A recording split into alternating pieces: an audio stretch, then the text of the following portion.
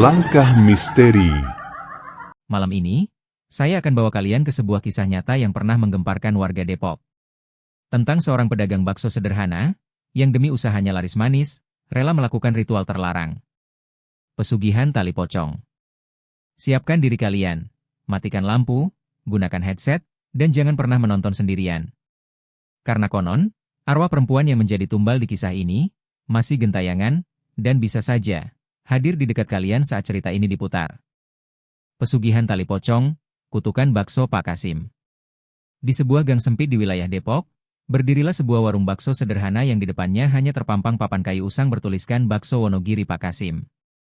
Warung itu tampak biasa saja, bahkan cenderung sepi. Hanya 1-2 orang saja yang kadang mampir, itu pun lebih karena kasihan. Sudah hampir 3 tahun Pak Kasim membuka usaha bakso di situ, tapi keberuntungan seakan tak pernah berpihak. Setiap hari, ia hanya bisa menjual paling banyak 5 hingga 7 mangkok. Sementara warung mie ayam di sebelahnya malah selalu dipenuhi pembeli. Wajah Pak Kasim makin murung, tubuhnya makin kurus. Tiap malam, ia termenung di depan etalase, memandangi bakso-baksonya yang tak laku. Hutang mulai menumpuk. Anak perempuannya yang duduk di bangku SMP terancam tak bisa ikut ujian karena uang SPP tertunggak. Bu Rumi, istrinya, berkali-kali meminta agar warung itu ditutup saja, dan lebih baik Pak Kasim bekerja jadi sopir angkot seperti dulu. Tapi Pak Kasim keras kepala. Ia yakin, rezeki tak akan kemana. Sabar, Rum. Rezeki itu Tuhan yang ngatur. Mungkin besok mulai ramai, ucapnya setiap malam. Meski dalam hati, ia tahu itu hanyalah penghiburan diri. Sampai suatu malam Jumat Kliwon, saat Pak Kasim pulang larut dari pasar induk, suasana jalanan terasa berbeda. Langit gelap tanpa bintang. Hawa dingin merambat, menusuk tulang. Ketika melewati jalan kecil di dekat kuburan kampung, Pak Kasim mendadak merinding. Entah kenapa, langkahnya terasa berat. Saat itulah, dari balik pohon beringin besar yang tumbuh di tepi pemakaman, tampak sosok lelaki tua duduk bersandar.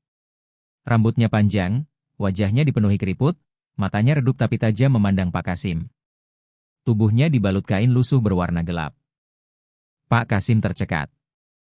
Langkahnya terhenti. Lelaki itu mendadak berbicara tanpa menoleh. Susah ya, dagangan sepi, hutang numpuk, anak mau ujian gak ada biaya, istrimu juga mulai banyak mengeluh, katanya pelan, seolah tahu persis isi hati Pak Kasim. Pak Kasim menoleh ke kiri kanan, memastikan apakah ada orang lain di situ. Tapi hanya dia dan lelaki tua itu. Sampean siapa, Mbah? Tanya Pak Kasim dengan suara bergetar. Lelaki itu tersenyum tipis. Aku orang yang bisa bantu kamu. Kalau kamu mau, besok warungmu bakal penuh. Pelanggan gak berhenti datang. Duit ngalir kayak air, asal kamu berani. Berani apa, Mbah? Pak Kasim makin penasaran. Sosok itu berdiri pelan. Ia menyerahkan sebuah kain hitam kecil yang di dalamnya ada kembang setaman. Bau anyir menusuk hidung. Nanti malam Jumat Kliwon, jam 12, datang ke kuburan kampung. Gali kuburan perempuan muda yang baru dikubur. Ambil tali pocong di kepalanya.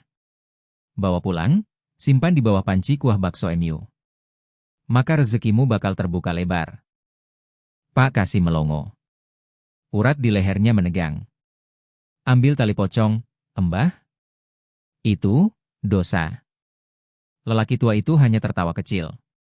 Suaranya berat, seolah menggema di kegelapan malam. Kalau nggak mau, ya terus saja miskin. Nanti anakmu putus sekolah. Istrimu minggat. Warungmu bangkrut. Kamu mati kelaparan. Ucapan itu membuat jantung Pak Kasim berdegup kencang. Tubuhnya lemas. Lelaki itu lalu menghilang di balik kabut. Hanya bau anyir yang tersisa. Malam itu, Pak Kasim tak bisa tidur. Bayangan lelaki tua di kuburan itu terus menghantui pikirannya. Ia menimbang-nimbang, antara takut dosa atau mati kelaparan. Hutang bank sudah menjerat. Barang-barang di rumah mulai disita. Bayang-bayang wajah anaknya yang murung membuat hati Pak Kasim makin gundah. Sampai akhirnya, sekitar pukul 11 malam, ia memutuskan untuk melakukan apa yang disuruh. Dengan membawa cangkul, senter kecil, dan kain hitam pemberian lelaki tua itu, Pak Kasim menyelinap keluar rumah. Udara malam dingin menggigit. Kabut tipis mulai turun. Suara kodok bersahut-sahutan di rawa belakang rumah.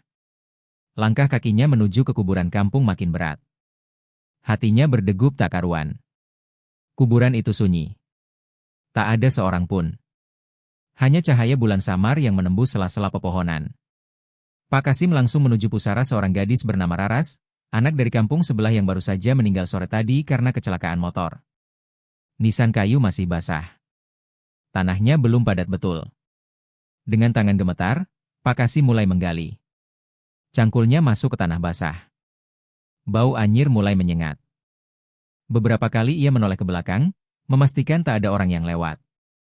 Suara angin berdesir, dedaunan bergoyang. Sekitar 10 menit kemudian, Pak Kasim berhasil membuka sebagian tanah. Kain kafan putih tampak di dalamnya. Pak Kasim menggertakkan gigi, lalu menghunuskan pisau kecil untuk memotong tali pocong yang mengikat kepala mayat itu. Tangannya gemetar hebat. Saat tali itu terlepas, terdengar suara angin menderu. Pohon-pohon bergoyang hebat. Kabut makin tebal.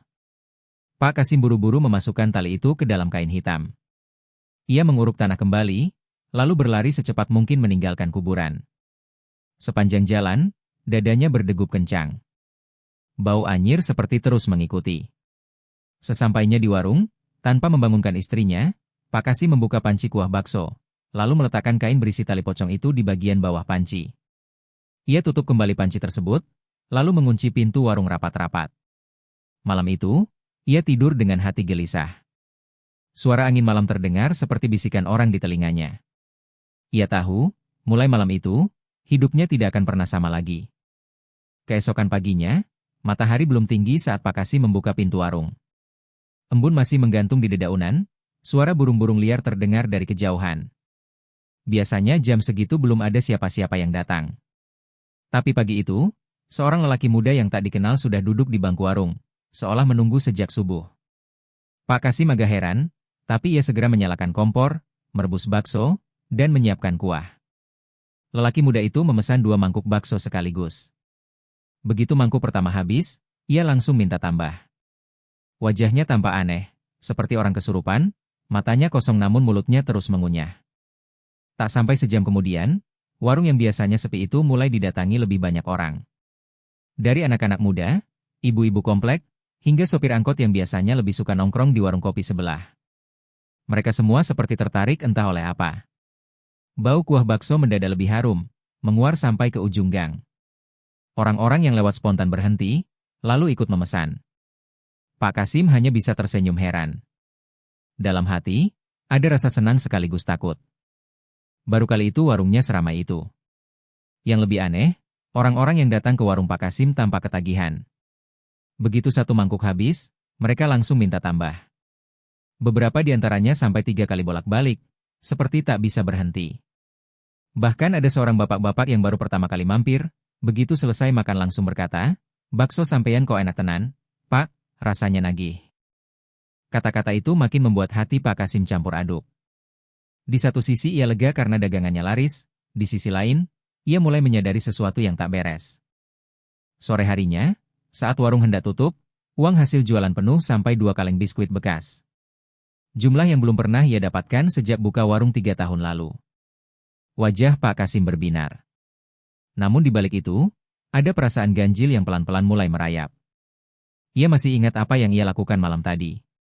Tali pocong itu masih ada di bawah panci kuah bakso. Entah kenapa, tiap kali ia membuka tutup panci, bau kuahnya makin kuat. Bukan sekadar aroma kaldu daging, tapi bercampur dengan bau anyir samar yang anehnya tidak tercium oleh orang lain. Malam pertama setelah warungnya ramai, Pak Kasim bermimpi aneh. Ia berada di sebuah kuburan luas yang penuh kabut. Di kejauhan, sesosok perempuan berbaju putih berdiri membelakanginya. Rambut panjangnya menutupi wajah. Lehernya diikat seutas tali putih kecoklatan yang sudah kotor berlumur tanah. Perempuan itu perlahan menoleh ke arah Pak Kasim. Wajahnya pucat, matanya kosong, bibirnya membiru. Ia tersenyum kecil, lalu berkata, "Aku lapar, Kasim." Pak Kasim terbangun dengan keringat dingin membasahi tubuhnya. Nafasnya memburu. Jantungnya berdegup kencang. Ia segera mengambil air wudhu, meski tangan dan kakinya masih gemetar. Saat kembali ke kamar, Pak Kasim terkejut karena lampu dapur menyala sendiri. Ia yakin betul sebelum tidur sudah mematikannya. Ketika diperiksa, tutup panci kuah bakso terbuka sedikit, seolah ada yang barusan mengintip ke dalam. Pak Kasim langsung menutup panci itu rapat-rapat, lalu mengunci pintu warung. Hatinya makin was-was. Namun, esok paginya, warung itu kembali dipenuhi pelanggan. Lebih ramai dari kemarin. Bahkan sampai ada orang yang datang dari kampung sebelah hanya untuk makan di situ. Sebagian dari mereka tampak aneh.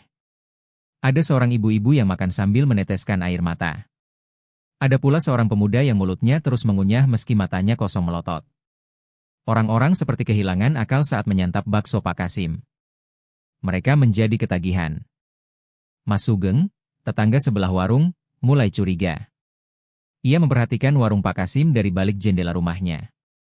Setiap malam, terutama menjelang tengah malam, ia melihat sosok Pak Kasim keluar diam-diam membawa sesuatu ke dapur warung. Kadang terdengar suara aneh, seperti orang merintih, diselingi suara bisikan pelan. Mas Sugeng beberapa kali mencium bau anyir tanah basah dari arah warung itu, terutama tiap malam Jumat Kliwon. Tapi ia memilih diam, meski dalam hati bulu kuduknya meremang. Bu Rumi, istri Pak Kasim, pun mulai merasa ada yang ganjil. Saat ia membersihkan dapur, seringkali menemukan tanah basah di sekitar panci kuah. Kadang juga bunga kembang setaman yang seharusnya dipakai untuk selamatan malah tercecer di lantai. Pernah suatu malam, ketika ia membuka tutup panci kuah, muncul aroma anyir bercampur wangi bunga kenanga yang menusuk hidung. Tapi anehnya, saat ia tanya ke Pak Kasim, suaminya selalu mengelak. Ketakutan itu makin menjadi ketika malam Jumat berikutnya, Bu Rumi memergoki Pak Kasim tengah duduk di dapur dengan lampu padam. Di hadapannya, panci bakso masih mengepul.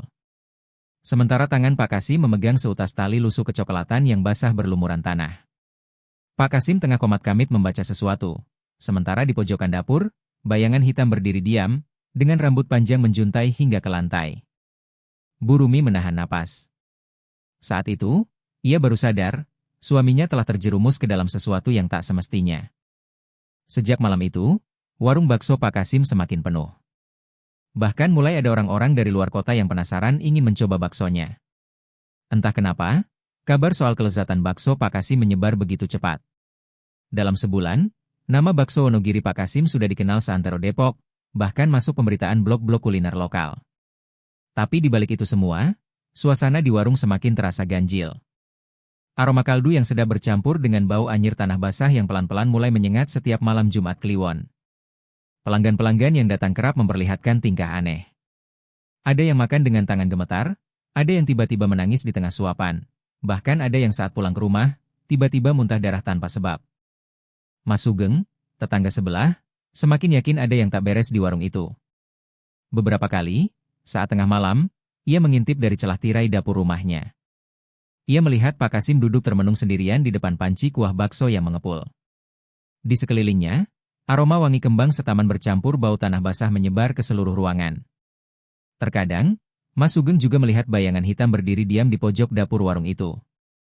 Bayangan itu tinggi, berambut panjang, dan menunduk dengan posisi aneh, seakan memperhatikan Pak Kasim dari kejauhan. Bu Rumi pun tak bisa lagi menahan ketakutannya. Suaminya yang dulu penyayang, kini berubah dingin. Tatapannya kosong, sering berbicara sendiri, bahkan beberapa kali tertidur sambil menggenggam tali lusuh kecoklatan. Ia juga sering melihat tali itu digantung di atas panci kuah sebelum warung buka. Saat diprotes, Pak Kasim hanya tersenyum tipis dan berkata, "Biar dagangan laris, Rum, jangan ikut campur." Kejadian paling mengerikan terjadi ketika seorang pelanggan bernama Rina, seorang gadis SMA yang hobi kulineran, datang ke warung itu malam Jumat Kliwon. Setelah makan satu mangkok, ia memesan lagi. Tapi di mangkok kedua, Rina tiba-tiba muntah darah. Wajahnya pucat, tubuhnya gemetar. Ia sempat berteriak, "Ada perempuan di bawah meja, rambutnya panjang, dia pegang kaki aku." Semua orang di warung menoleh, tapi tak melihat apapun. Rina lalu pingsan. Kejadian itu membuat heboh. Tapi anehnya, keesokan harinya, warung itu tetap dipenuhi pelanggan seakan tak pernah terjadi apapun. Mas Sugeng makin penasaran. Malam itu, dengan nekat, ia mengendap-endap ke belakang warung Pak Kasim. Lewat celah dinding anyaman bambu, ia melihat Pak Kasim tengah menaburkan sesuatu ke dalam panci kuah bakso. Saat lampu dapur mendadak mati, suasana hening mencekam. Mas Sugeng sempat melihat sesosok perempuan berjubah putih, rambut panjang menjuntai, berdiri di sudut dapur. Wajahnya hancur, lehernya diikat tali lusuh. Sosok itu memandangi Pak Kasim sambil menyeringai. Mas Sugeng yang ketakutan hampir saja menjerit, tapi ia buru-buru menutup mulut dan merunduk. Keesokan paginya, Mas Sugeng memberanikan diri mendatangi Bu Rumi. Dengan suara bergetar, ia menceritakan semua yang pernah ia lihat. Bu Rumi terkejut, wajahnya langsung pucat pasi. Selama ini, ia hanya menduga, tapi tak pernah berani memastikan. Akhirnya, mereka sepakat memanggil Mbah Karimun, seorang sesepuh tua yang dikenal bisa mengusir hal-hal gaib. Mbah Karimun tinggal di pinggir kampung, di sebuah rumah panggung tua yang hampir roboh. Meski usianya sudah lewat 80 tahun, indera gaibnya masih tajam. Malam itu juga, Mbah Karimun datang ke warung Pak Kasim. Begitu memasuki area dapur, ia langsung memejamkan mata. Aroma anyir menyengat. Bau tanah kuburan dan wangi bunga kenanga bercampur jadi satu. Di pojok ruangan, Mbah Karimun melihat bayangan perempuan muda berdiri menunduk, dengan tali pocong masih melingkar di lehernya. Wajahnya hancur, darah mengalir dari matanya. "Jangan ganggu keluargaku," suara perempuan itu pelan, namun menggetarkan seluruh ruangan. Pak Kasim yang melihat kedatangan Mbah Karimun langsung marah. Ia mengusir sesepuh itu, tapi Mbah Karimun tak bergeming. Dengan suara berat, ia berkata, "Kamu sudah melanggar janji, arwahnya belum puas, dia belum kenyang, dan dia minta tumbal lebih." Ucapan itu membuat wajah Pak Kasim berubah pucat. Ia sadar, kutukan itu sudah di luar kendali. Malam itu, setelah ucapan Mbah Karimun, suasana di dalam warung Pak Kasim mendadak mencekam. Angin dingin menerobos masuk lewat celah-celah dinding bambu. Lampu gantung di tengah warung berkedip-kedip, seakan hendak padam. Pak Kasim yang sejak tadi marah tiba-tiba membisu. Wajahnya pucat, keringat dingin membasahi pelipisnya. Tangannya gemetar saat memegang sendok sayur. Ia tahu benar apa maksud perkataan Mbah Karimun barusan. Bahwa apa yang selama ini ia lakukan sudah melewati batas. Perjanjian dengan arwah yang dibangkitkan lewat tali pocong bukanlah sesuatu yang bisa main-main. Mbah Karimun mulai menyiapkan ritual pemanggilan arwah untuk memutus perjanjian. Kemenyan dibakar, kembang setaman ditebar di sekeliling dapur. Doa-doa Jawa kuno dilantunkan pelan, diselingi suara desir angin malam yang makin kencang.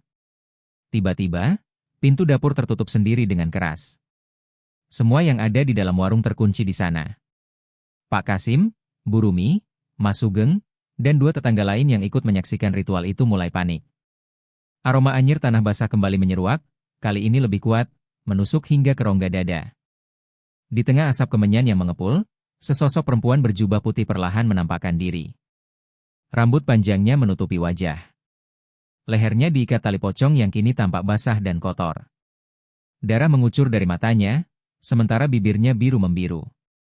Ia melayang perlahan menuju Pak Kasim, mengeluarkan suara lirih yang memilukan. "Aku lapar, Kasim, janji kamu, mana tumbalku?" Pak Kasim mundur ketakutan, wajahnya pucat pasi. Ia mencoba bersembunyi di belakang Mbah Karimun. Tapi arwah itu tak peduli. Tangannya yang panjang dengan kuku-kuku hitam menjulur, hampir menyentuh wajah Pak Kasim. Saat itulah Mbah Karimun mengayunkan sapu lidi berisi bunga 7 rupa ke arah arwah itu sambil membaca mantra. Sayangnya, arwah tersebut hanya tersentak sesaat, lalu tertawa pelan. Tawa itu bukan suara manusia, melainkan suara parau bercampur deru angin yang membuat semua orang bergidik. "Aku tak butuh bunga, aku mau dia." Suara arwah itu menggema di seluruh ruangan. Tiba-tiba, salah satu pelanggan yang duduk di pojok warung mendadak kerasukan. Matanya melotot, mulutnya berbuih, tubuhnya kejang. Ia berteriak histeris sambil menunjuk ke arah dapur. "Ada perempuan di belakang kalian. Dia pegang leherku." Semua orang panik. Mbah Karimun makin tegang. Dengan cepat, ia meminta semua orang keluar dari warung, tapi pintu sudah tak bisa dibuka. Seakan ada kekuatan gaib yang mengunci rapat-rapat dari luar. Warung kecil itu berubah menjadi penjara neraka. Aroma tanah kuburan dan kemenyan bercampur jadi satu. Suara ketukan keras terdengar dari jendela belakang. Seolah banyak tangan menghantam jendela, tapi ketika dilihat tak ada siapapun di luar sana. Di tengah kekacauan itu, panci kuah bakso tiba-tiba bergetar hebat. Isinya mendidih tanpa api. Dari dalam kuah, muncul gelembung-gelembung merah kehitaman. Sosok perempuan berambut panjang tampak samar dari permukaan kuah, seolah hendak keluar. Semua orang menjerit. Bu Rumi pingsan. Mas Sugeng hanya bisa bersandar di tembok, tubuhnya lemas. Mbah Karimun bersiap melakukan mantra terakhir, tapi saat itu juga, tali pocong yang selama ini digantung di atas panci tiba-tiba terlepas sendiri, lalu melayang ke leher Pak Kasim. Dengan cepat, tali itu melilit leher Pak Kasim, menariknya ke atas hingga tubuhnya tergantung setengah meter di atas lantai. Pak Kasim meronta, wajahnya membiru, lidahnya menjulur. Arwah perempuan itu melayang di depannya, menatapnya dengan mata kosong. Aku kenyang, sekarang giliranmu, Kasim. Dalam sekejap, tubuh Pak Kasim menggeliat hebat, lalu diam. Bau anyir makin menyengat. Lampu gantung padam. Suasana warung gelap gulita. Hanya suara nafas orang-orang yang ketakutan dan suara kuah yang masih mendidih di atas tungku. Saat lampu menyala kembali, tali pocong itu sudah melayang di udara, terbang ke arah jendela belakang lalu lenyap di kegelapan malam. Malam itu, warung bakso Pak Kasim resmi ditutup. Kejadian mengerikan itu membuat geger satu kampung. Banyak orang yang bersumpah melihat bayangan perempuan berambut panjang di sekitar warung itu berhari-hari setelah kejadian. Bahkan hingga bertahun-tahun kemudian, tiap malam Jumat Kliwon, aroma anyir tanah kuburan masih sering tercium dari reruntuhan warung itu. Sejak malam mengerikan itu, warung bakso Wonogiri Pak Kasim tak pernah buka lagi. Esok paginya, warga kampung menemukan tubuh Pak Kasim sudah kaku tergantung di dapur warungnya, dengan leher terjerat seutas tali pocong basah yang bau anyirnya menusuk hidung. Di sekelilingnya, panci kuah bakso tumpah berserakan, dan di lantainya ditemukan bercak tanah basah bercampur darah hitam pekat. Wajah Pak Kasim membiru, matanya terbuka menatap langit-langit dapur, sementara senyum tipis mengerikan masih melekat di bibirnya. Bu Rumi yang masih syok dibawa ke rumah orang tuanya di kampung. Sejak kejadian itu, ia tak pernah berbicara sepatah kata pun. Tatapannya kosong, tubuhnya lemas. Beberapa orang bilang, arwah perempuan yang menjadi tumbal Pak Kasim sempat mengikuti Bu Rumi ke rumah barunya. Tiap malam, terdengar suara bisikan perempuan di telinganya, menyuruhnya kembali ke warung bakso itu. Akhirnya, beberapa bulan kemudian, Bu Rumi meninggal dalam keadaan misterius, dengan seutas tali putih melilit lehernya di kamar. Mas Sugeng juga tak luput dari teror. Beberapa minggu setelah kejadian, ia sering bermimpi buruk. Dalam mimpinya, selalu ada perempuan berambut panjang yang duduk di pojok dapur warung Pak Kasim, memanggil-manggil namanya, meminta ia membuka kembali warung itu. Pernah suatu malam, saat sedang sendirian di rumah, Mas Sugeng mencium bau kemenyan dan tanah basah dari dapur. Saat ia periksa, di atas mejanya ada semangkuk bakso panas dengan kuah merah kehitaman. Tak ada seorang pun yang masuk ke rumah itu. Sejak itu, kampung tempat warung Pak Kasim berdiri jadi angker. Tak ada yang berani melintas di depan bekas warung itu setelah maghrib. Tiap malam Jumat Kliwon, warga sekitar sering melihat bayangan perempuan berjubah putih berdiri di depan warung. Kadang suara ketukan panci dan mangkuk terdengar dari dalam, padahal warung itu sudah kosong, dindingnya mulai lapuk, dan atapnya nyaris roboh. Bau anyir tanah kuburan masih sering menyengat dari bekas dapur warung itu. Beberapa anak kecil pernah melihat sosok perempuan melayang di dapur, rambutnya menjuntai, matanya merah, dan lehernya terjerat tali pocong. Mbah Karimun sendiri sejak malam ritual itu langsung pamit pulang ke rumahnya di pinggir kampung. Ia berkata bahwa arwah yang dipanggil Pak Kasim terlalu kuat, dan tak bisa lagi dikendalikan. Bahkan, Mbah Karimun menyuruh warga untuk membiarkan warung itu kosong, tak boleh ada yang menempatinya. Kalau ada yang berani buka usaha di situ, bakal jadi tumbal berikutnya, ucap Mbah Karimun sebelum akhirnya meninggal dunia setahun kemudian, tepat di malam Jumat Kliwon. Bertahun-tahun kemudian, meski warung itu sudah jadi runtuhan dan ditumbuhi semak liar, tetap saja suasananya berbeda. Orang-orang yang nekat melintas malam-malam sering mencium bau wangi kembang setaman bercampur anyir. Pernah seorang mahasiswa yang penasaran melakukan uji nyali di sana bersama 3 temannya. Mereka mengaku mendengar suara perempuan minta makan dari dalam dapur. Salah satu dari mereka bahkan melihat sesosok perempuan berambut panjang duduk di depan panci kosong, memandangi mereka dengan senyum pucat. Hingga kini, cerita tentang kutukan bakso Pak Kasim masih beredar di Depok. Orang-orang tua kampung masih suka berpesan ke anak-anak muda, jangan pernah serakah dalam usaha. Jangan pernah tergiur jalan pintas dengan pesugihan. Sebab, rezeki yang didapat dari perjanjian setan hanya akan membawa malapetaka. Dan tiap malam Jumat Kliwon, arwah perempuan itu masih berkeliaran, mencari mangsa berikutnya yang berani bermain dengan tali pocong.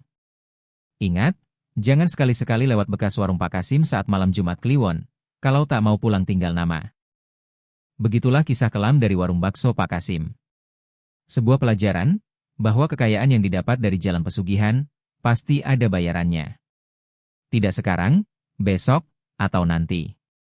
Karena arwah yang dijadikan tumbal, tak akan pernah diam, dan kutukannya bisa terus memburu keturunan yang tersisa. Maka, hati-hatilah. Jangan pernah bermain-main dengan tali pocong, sebab bisa jadi, malam ini, tali itu yang akan menjerat lehermu di saat kau tertidur.